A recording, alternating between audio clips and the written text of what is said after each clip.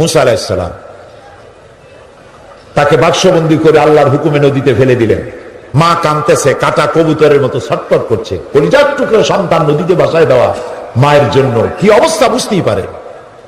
নদীর স্রোতে ভেসে যাচ্ছে, আর তার বোন নদীর পার দিয়ে যাচ্ছে, বাক্স যায় কই। ঘটনা কোরআন শরীফে আল্লাহ উল্লেখ করেছেন, আর সেই জায়গাটা আল্লাহ আমাকে দেখার তৌফিক দিয়েছেন। ভাসতে ভাসতে এই বাক্স গিয়ে থামলো ঠিক সেইখানে যেখানে ফেরাউন আর আসিয়া দুজনে বসে পড়ন্ত বেলায় নীল দরিয়ার দৃশ্য দেখতেছে, বাতাস খাচ্ছে, ঢেউয়ের তাল দেখতেছে। বাক্স এসে সেখানে থেমে গেল। ফেরাউন আশ্চর্য হলো, বাক্স এসে থামলো এখানে, দেখো বাক্সে আছে কি, উঠাও বাক্স। বাক্স উঠানো হলো, খুলে দেখে গোলাপের পাপড়ির মতো চেহারা সুন্দর একটি বাচ্চা। ফেরাউন বলছে, এই তো আমার দুশ্মন, তরবারি আনো, হত্যা করো, আমার দুশ্মন পেয়ে গেছে। হযরতে আসিয়া বলছেন, ফেরাউন তুমি খোদা না বেহুদা? এই ছোট্ট বাচ্চা তোমার শত্রু, কি বলো তুমি? আমাদের তো কোনো বাচ্চা কাচ্চা নাই, মনে হয় আল্লাহ তাআলা আমাদেরকে এই বাচ্চাটা দিয়েছেন, চলো এটাকে আমরা লালন পালন করি, তুমি এর মারি মেরে না। বাচ্চা নিয়ে গেল বাড়ি। দেখেন অবস্থা, এখন বাচ্চারে দুধ খাওয়াইতে হবে। যেই বাচ্চা পুরুষ সন্তান বাঁচতে দেবে না যে ফেরাউন, সেই ফেরাউন এই বাচ্চারে দুধ খাওয়াবার জন্য পাগল হয়ে গেছে। ধাত্রীগুলো ডাকা হলো, কোন ধাত্রীর কোলে সে ওঠে না, বাচ্চা কারোর দুধ মুখে নেয় না, খালি কাঁদতেছে। আল্লাহ রাব্বুল আলামিন পরবর্তী সময় হযরত মুসা আলাইহিস সালামকে বলেছেন, মুসা ফেরাউনের ঘরে তুমি কাঁদতেছো, আর তোমার মা তোমাকে না পায়া কাঁদতেছে, আমি রহমানুর রহিম এটাকে সহ্য করতে পারি নাই। বোন গিয়ে বলছে ফেরাউনকে, জাহাপানা আমার কাছে একটা ধাত্রীর খবর আছে, ওই মেয়ে লোকটা যে কোনো বাচ্চা কোলে নিলি দুধ খায়।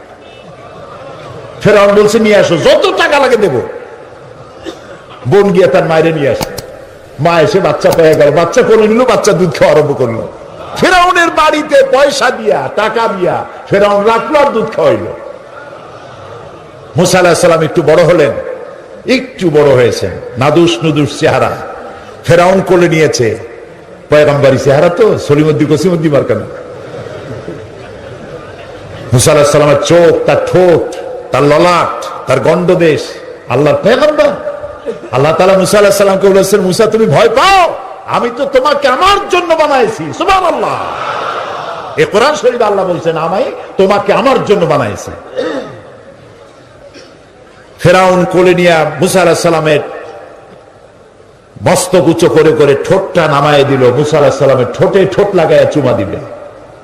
যেই না ঠোঁটের কাছে ঠোঁট নিয়ে আসে, মুসা আলাইহিস সালাম ঠাস করে এক চড় মেরেছে ফেরাউনের গায়ে। ফেরাউন আছাড় মেরে ছেড়ে দিল বাচ্চাকে, বলল যে সত্যিটাই আমার দুশমন, তরবারি আন, কেটে ফেলবো। আসিয়া বলছে, তুমি তো সত্যি একটা বদ্ধ পাগল, কি আর খোদা তুমি, তোমারে খোদা যারা মানে ওগুলোও পাগল। এই বাচ্চা মানুষ সোনাও চেনে, আগুনের টুকরাও চেনে না, তুমি আন্দাজে তারে মারি ফেলবা। ফেরাউন বলছে, আচ্ছা ঠিক আছে, সোনাও চেনে না, সোনার পিণ্ডও চেনে না, আগুনের টুকরাও চেনে না, স্বর্ণ আনো, আগুনের টুকরা আনো। যদি সোনায় হাত দেয়, আগুনে হাত না দেয়, তাহলে বুঝবো বুদ্ধি আছে। আর যদি আগুনে হাত না দেয়, তাহলে বুঝবো যে ঠিকই। আগুনে যদি হাত দেয়, তাহলে বুঝবো যে বাচ্চা মানুষ বোঝে নেই। স্বর্ণের টুকরা আনা হলো, আগুনের টুকরা আনা হলো। মুসা আলাইহিস সালাম আগুনের দিকে হাত না দিয়া সোনার দিকে হাত বাড়াতে যাচ্ছিলেন, আল্লাহ ফেরেশতা দিয়ে তার হাত আগুনের দিকে দিয়ে দিলেন। আল্লাহ তাআলা বলছেন, মুসা রে, এইরকম করে আমি তোমাকে লালন করেছি। মুসা আলাইহিস সালাম বড় হলেন, সেই জায়গা দেখলাম এবং ওখানেও চলে গেলাম। প্রায় 450 কিলোমিটার পাড়ি দিয়ে সেই জায়গায় গিয়ে উপস্থিত হলাম, যেখানে মুসা আলাইহিস সালাম মাদায়েন থেকে ফিরেছেন। 10 বছর পর ফিরেছেন বউ বাচ্চার সাথে, শোয়েব আলাইহিস সালামের মেয়ে, শোয়েব আলাইহিস সালাম তার শ্বশুর। ফিরেছেন, ফেরার পথে ঠান্ডায় পড়েছেন, প্রচন্ড ঠান্ডা। এই ঠান্ডার ভেতরে তিনি তার স্ত্রী, ছেলে মেয়েকে বসায় দিয়েছেন এবং সেখানে আল্লাহ তাআলা বলছেন, হযরত মূসা আলাইহিস সালাম তার পরিবার পরিবর্গকে বললেন যে অন্ধকারে পড়ে গেলাম, এখন যাব কোথায়? দূরে আগুন দেখা যায় একটা গাছে। إذ رأى نارا فقال لأهلهم كثوا إني آنست نارا لعلي آتيكم منها بقبس أو أجد على النار هدى। তিনি যেটাকে আগুন দেখে মনে করেছিলেন যেটা আগুন, তিনি বললেন তোমরা অপেক্ষা করো, আমি আগুনের কাছে যাই, হয় আগুন আনবো আর না হয় আমাদের আল্লাহ আমি একটা রাস্তা পেয়ে যাব কোন পথে আমরা যাব। ফালাম্মা তাহা নুদিয়া ইয়া মূসা ইন্নী আনা রাব্বুক ফাখলা'না আলাইক। আগুনের কাছাকাছি তিনি যখন হয়েছেন, আগুনের ভিতর থেকে আওয়াজ এলো, এটা আগুন টাগুন কিচ্ছু না, ইন্নী আনা রাব্বুক, আমি তোমার রব, আমি তোমার আল্লাহ। ফাখলা'না আলাইক, জুতা খুলে আসো, ইন্নাকা বিল ওয়াদিল মুকাদ্দাসি তুয়া, তুমি তো পবিত্র উপত্যকায় পৌঁছে গেছো। ওয়াদি আরবিতে বলা হয় ওয়াদি, বাংলায় বলা হয় উপত্যকা। দুই পাহাড়ের মাঝখানে সমতল জায়গাকে উপত্যকা বলা হয়। আমরা সেখানে গেলাম। উপত্যকায় ওয়াদি মুকাদ্দাসে যাওয়ার আগে আমার এই আয়াত মনে পড়েছে। আল্লাহ তাআলা বলছেন ফাখলা'না আলাইক ইন্নাকা বিল ওয়াদিল মুকাদ্দাসি তুয়া। মূসা আলাইহিস সালামকে আল্লাহ বলছেন জুতা খোলো, আমি ভরসটে জুতা আগেই খুলে ফেলেছি। ওয়াদি মুকাদ্দাসে আমরা গেলাম, সেখানে আজান দিয়ে জোহরের নামাজ পড়লাম, আর ওই গাছের কাছে গেলাম। সে গাছটা এখন নাই, কিন্তু যেখানে আল্লাহ তাআলা মূসা আলাইহিস সালামের সঙ্গে কথা বলেছিলেন সেই জায়গায় পৌঁছে গেলাম। আমার জীবন ধন্য হলো, সেই জায়গাটি দেখতে পেলাম যেখানে আল্লাহ কথা বলেছেন মূসা আলাইহিস সালামের সাথে। মূসা আলাইহিস সালাম আল্লাহর সঙ্গে কথা বলতে গিয়ে তিনি আল্লাহর আওয়াজ শুনে বলছেন, আয় আল্লাহ, আমি তো তোমার দেখতে চাই, আমি তো তোমার দেখতে পাচ্ছি না। রব্বি আরিনি, আয় আল্লাহ, আমি তোমার দেখতে চাই। আল্লাহ তাআলা বললেন লান তারানি, কখনো তুমি আমাকে দেখতে পারবে না। মূসা আলাইহিস সালাম আবদার করলেন, আল্লাহ, আমি তোমার দেখতে চাই। আল্লাহ তাআলা বললেন, আচ্ছা, একটা টেস্ট হোক, দেখতে পারবা কিনা। আল্লাহ তাআলা পাহাড়ের উপরে তার তাজাল্লি, ৭০,০০০ পর্দার আড়াল থেকে আল্লাহ তাআলা তার তাজাল্লি নূর বর্ষণ করলেন পাহাড়ের উপরে। মূসা আলাইহিস সালাম শুধু, এই কোরআন শরীফে আল্লাহ বলছেন, মূসা আলাইহিস সালাম শুধু এক পলক দেখে আল্লাহু আকবার বলে চিৎকার মেরে বেহুশ হয়ে পড়ে গেলেন। পাশেই তুর পাহাড়,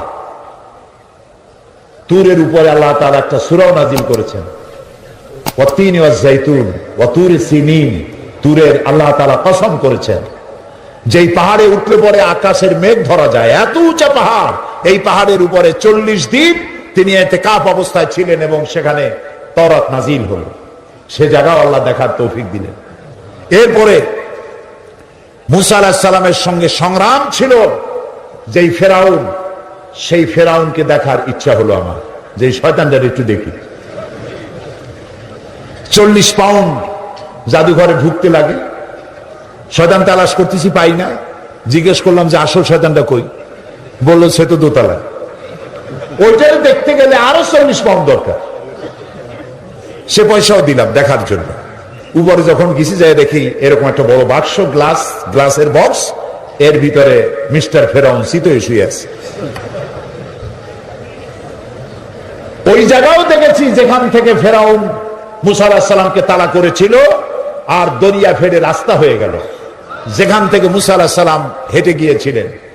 ৩ দিক থেকে ফেরাউনের শত্রুরা, ফেরাউন ৩ দিক থেকে আক্রমণ করেছে, পালাবার রাস্তা নাই।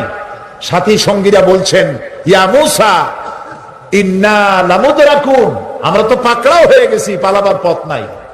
হযরতে মূসা আলাইহিস সালাম বলেন, কাল্লা রব্বি সায়াহদিন, কখনো নয়, চিন্তা করো না, আল্লাহ রাব্বুল আলামিন আমাদের জন্য পথ বের করে দেবেন।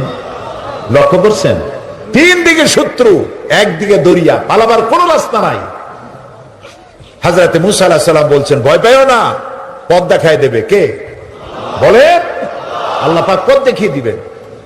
রাস্তা তৈরি হয়ে গেল। মূসা আলাইহিস সালাম রাস্তার ভিতর দিয়া চললেন, দরিয়ার অর্ধেক পর্যন্ত এসেছেন। ফেরাউন তার দলবল নিয়ে এসে দেখে বিশাল রাস্তা, ওই রাস্তা দিয়ে ওরাও নামছে।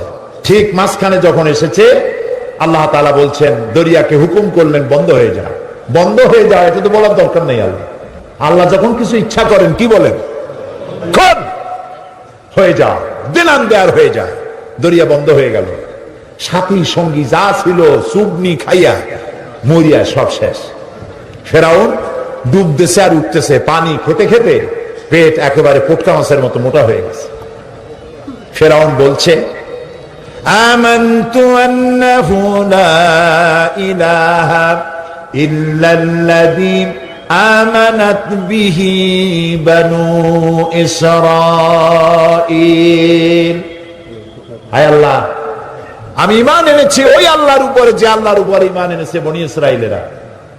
আল্লাহ, ওয়া আনা মিনাল মুসলিমিন, আর আমি তো একজন মুসলমান, আমার সুবাহ কেন, এই তো কালেমা পড়লাম। আল্লাহ তাআলা বলছেন, আন আন ওয়াকাদ আসাইতা ক্বাবলু ওয়া কুনতা মিনাল মুফসিদিন। এখন তুমি বলছো আমি মুসলমান, অথচ তুমি বছরের পর বছর ধরে আমার বান্দাদের উপরে জুলম করেছো, অত্যাচার করেছো। ওয়া কুনতা মিনাল মুফসিদিন। লক্ষ্য করুন, ফেরাউন বলছে আনা মিনাল মুসলিমিন, আমি তো একজন মুসলমান, মুসলমানদের মধ্যে আমি একজন। আল্লাহ বলছেন অকুনতা মিনাল মুফসিদিন, তুই তো সন্ত্রাসী। আল্লাহ তাআলা বলেন, আমি তোমাকে আজকে শুধু মারবই না, আলিয়াউমা নুনাজ্জিকা বিবাদানিক, আমি তোমাকে শুধু মারবই না, আমি তোমার শরীরকে হেফাজত করব। পানিতে তোর শরীর পচবে না, পানি প্রাণীগুলি তোরে খাবে না, মাটিতে পচবে না, আমি তোমার দেহকে শুটকি বানায় রাখবো। কিয়ামত পর্যন্ত যত স্বৈরাচার পৃথিবীতে আসে তারা যেন তোমার থেকে উপদেশ নিতে পারে। ফেরাউনের লাশের কাছে দাঁড়িয়ে কোরআনের আয়াত আমার মনে পড়লো। দেখতে পেলাম ফেরাউনের একটা দাঁত দেখা যায়, চোখের সাদা অংশ দেখা যায়, মাথায় কিছু চুলও আছে, এখন হাতের দুই একটা নখও আছে, হাত পা বাইর করা, বাকি বডিটা কাপড় দিয়ে জড়ানো। কোরআন তার কথা যে কত সত্য চিরন্তন, এসব জিনিসগুলি দেখলে স্পষ্ট হয়ে যায়। আল্লাহর মেহেরবানি, আমার মিশর সফরের সময় আল্লামা বদরুদ্দিন আইনি রহমতুল্লাহ আলাইহের মাজার জিয়ারত করার সুযোগ হলো। ইমাম শাফি রহমতুল্লাহ আলাইহির মাজার, ইমাম ওয়াকি, হযরত হারুন আলাইহিস সালাম, ইলিয়াস আলাইহিস সালাম, হযরত লোকমান, হযরত আবু দারদা রাদিয়াল্লাহু তাআলা আনহু, তাদের কবর জিয়ারতের সুযোগ হলো। এবং সেই মসজিদেও নামাজ পড়লাম, যেই মসজিদ হযরত আমর ইবনুল আস রাদিয়াল্লাহু তাআলা আনহু মিশর বিজয় করে মসজিদ তৈরি করেছিলেন। খতমে কোরআনের রাতে রমজান মাসে এখানে 5 লাখের উপরে মুসলমান নামাজে শরীক হয়। এত বড় বিশাল মসজিদ।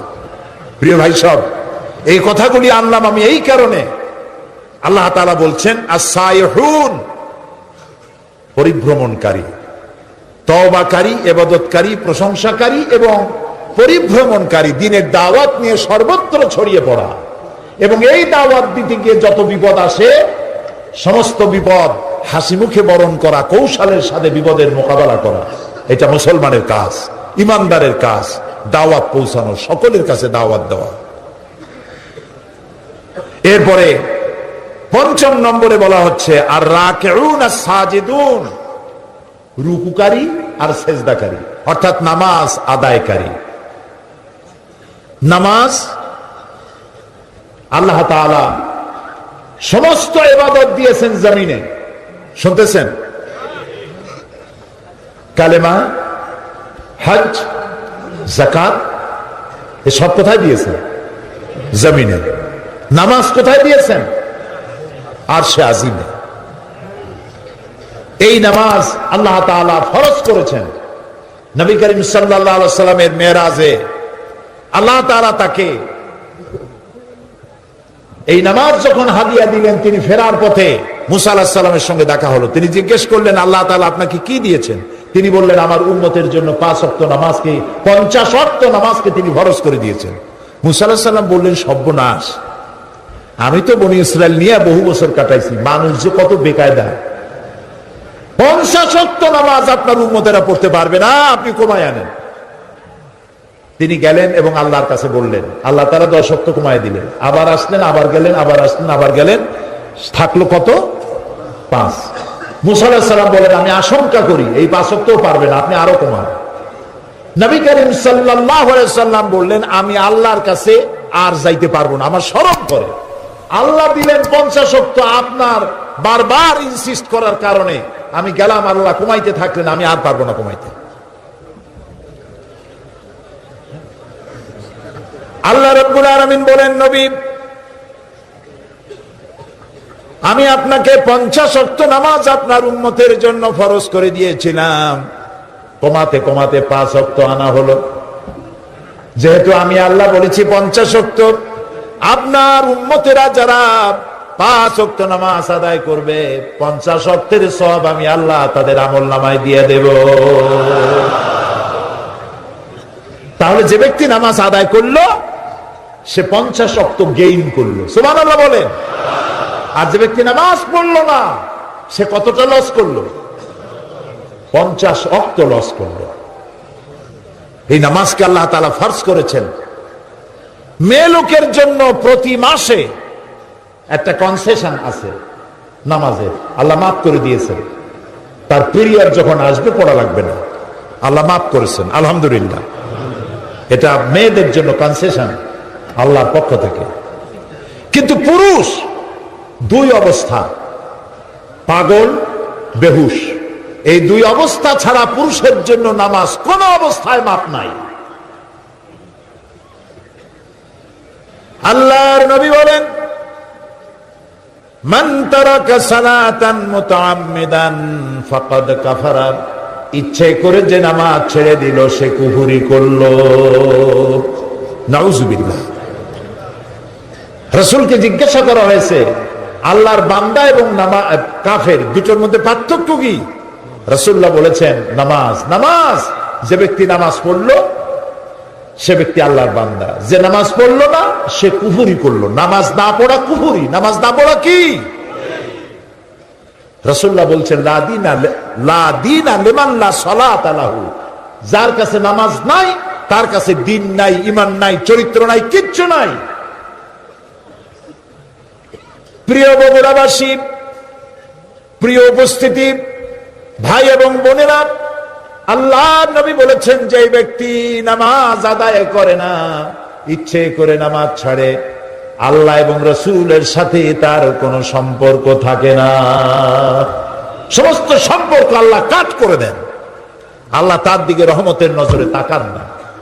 কিয়ামতের দিন আল্লাহ তাআলা রহমতের নজরে তাকাবেন তো নাই। প্রথম প্রশ্ন করবেন বান্দাকে নামাজের কথা। প্রথম প্রশ্ন কি হবে? নামাজ। আল্লাহ তাআলা বলবেন, এই কোরআন শরীফে আছে, আল্লাহ তাআলা বলবেন, আমারে সেজদা দাও। এই হাসরবাসীরা আমারে সেজদা দাও। আল্লাহ তাআলা কোরআন শরীফে বলছেন, শুধুমাত্র নামাজিরা সেজদা দিতে পারবে, কেউ সেজদা দিতে পারবে না। পার্থক্যটা তখনই ধরা পড়বে, তারা কাফের, তারা মুসলমান। নামাজ, নামাজ। আচ্ছা বলুন তো, শয়তান আল্লাহর কয়টা হুকুম লঙ্ঘন করেছিল? বলেন। মাত্র একটি। 5 ওয়াক্ত নামাজের মধ্যে আল্লাহর হুকুম কয়টা? ফরজ কয়টা? 17টা। বলেন কয়টা? যে ব্যক্তি 24 ঘন্টায় 5 ওয়াক্ত নামাজকে ছেড়ে দিল সে আল্লাহর কয়টা হুকুম নষ্ট করলো? শয়তান ওরে দেখে দূরের থেকে সেলুট মারে, বলে, বাবা তুমি আমার থেকেও বড়, আমি মাত্র একটা হুকুম লঙ্ঘন করে শয়তান হয়ে গেছি, তুমি দৈনিক 17টা হুকুম ভঙ্গ করো, তুমি তো শয়তানের বাপ না, শয়তানের দাদা। ট্রাকের পিছনে লেখা থাকে বিপদ মুক্ত দূরত্ব বজায় রেখে চলুন, দেখছেন না? শয়তান ও বেনামাজি থেকে বিপদ মুক্ত দূরত্ব বজায় রেখে চলে। কোন সময় ওনার উপর আল্লাহর গজব হয় তার ঠিক নেই। প্রিয় ভাই সাহেব, নামাজ, নামাজ।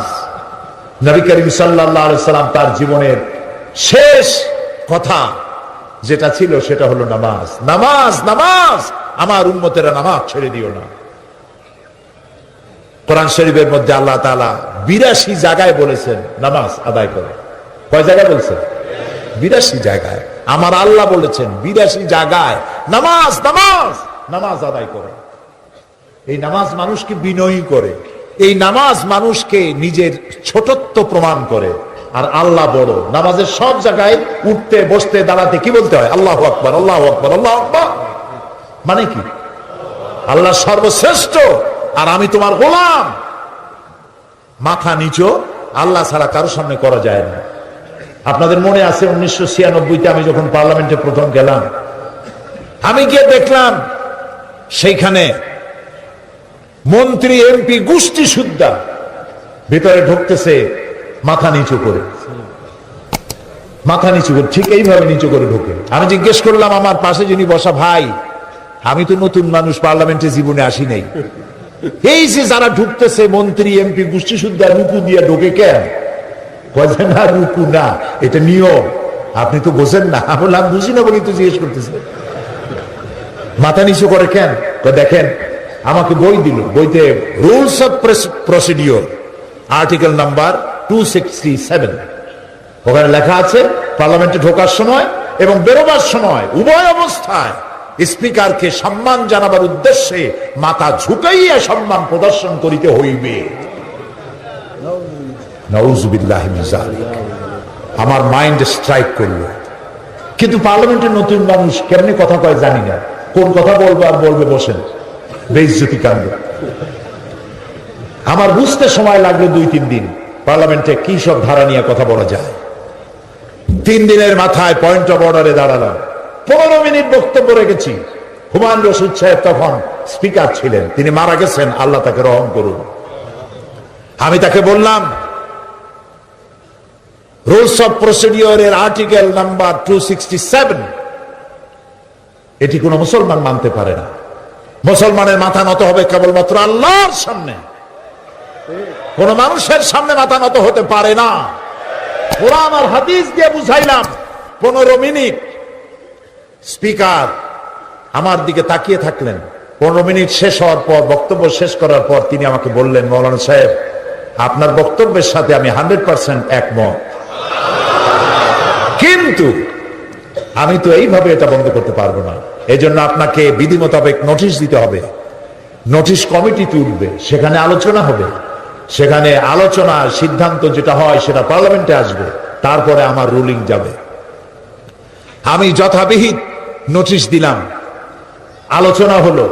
এই আলোচনার পর আমার নোটিশ নিয়ে তদানীন্তন সরকার ডিপ ফ্রিজের মধ্যে আটকাই দিল, আর বের হলো না 5 বছরে। আল্লাহ আবারও আমাকে নির্বাচিত করাইয়া পার্লামেন্টে ঢুকালেন, আর আমার টার্গেট ছিল এটা বন্ধ করতে হবে। এই পার্লামেন্টে এসে আমি আবার এই বিষয় উত্থাপন করলাম, নোটিশ দিলাম, মিটিং এ উঠলো, সিদ্ধান্ত হলো বর্তমান পার্লামেন্ট এটা অ্যাকসেপ্ট করেছে, কিয়ামত পর্যন্ত বাংলাদেশ পার্লামেন্টে আর স্পিকারের সামনে মাথা ঝুঁকাইতে হবে না।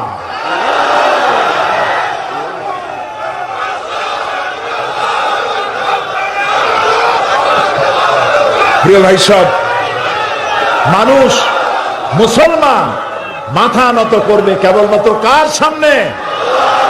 আল্লাহ ছাড়া কারো সামনে মাথা নত করা যাবে না। আর নামাজ একমাত্র সিস্টেম যার মধ্য দিয়ে নিজেকে ছোট করা যায়। আল্লাহ সব থেকে বড়, আমি ছোট। এই ছোটত্ব, অহংবোধ, নিজের অহংবোধ, এটাকে মাটির সাথে মিশাবার জন্য এ পর্যন্ত হাত তুলে দাঁড়ায় মানুষ যখন নামাজে দাঁড়ায় আসামির মতো হয়ে যায়। রুকুতে গেল, নিজের অস্তিত্ব আরো অবনমিত হলো। সেজদা যখন দিল তখন তার অহংকার মাটির সাথে মিশে গেল। আমি সেজদা দিয়ে বললাম, আল্লাহ তুমি শ্রেষ্ঠ, আমি তোমার গোলাম।